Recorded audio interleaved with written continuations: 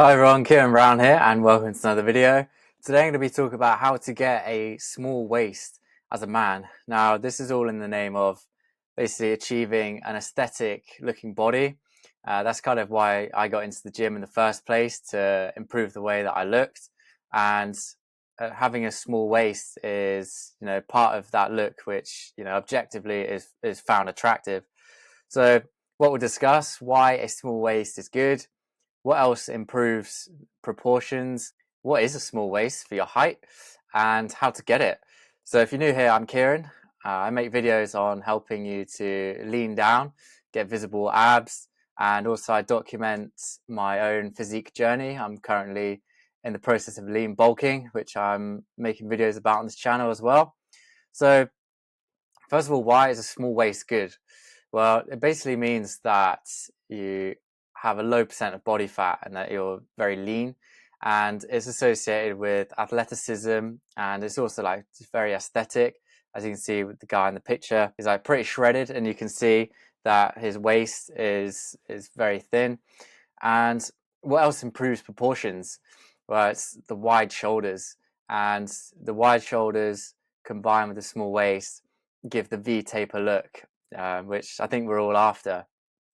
So, what is a small waist for your height? Well, there's actually a way to calculate this, and it's around 45% of your height. So, I've done some measurements here.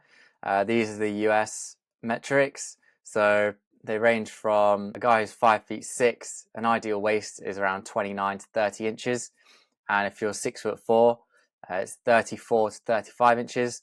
So if you're, pretty much the ideal waist really for most guys is somewhere between 29 and 35 inches. And here's the European metrics in centimeters. So how do you get a thin waist? Well, it's pretty simple. You just have to lose body fat.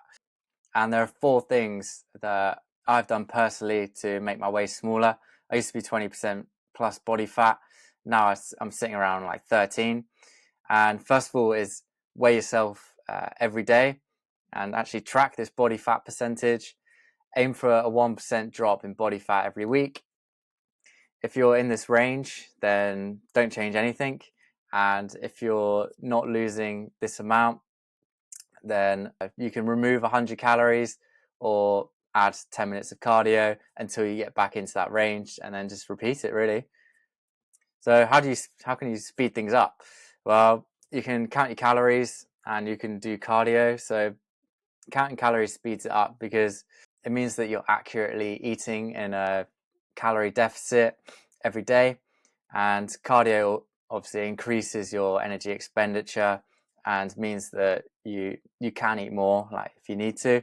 So if you want one-to-one coaching to help you lean down from someone who's done it, then click the first link in the description. But apart from that, that's everything for today's video. Thanks so much for watching, and I'll see you tomorrow.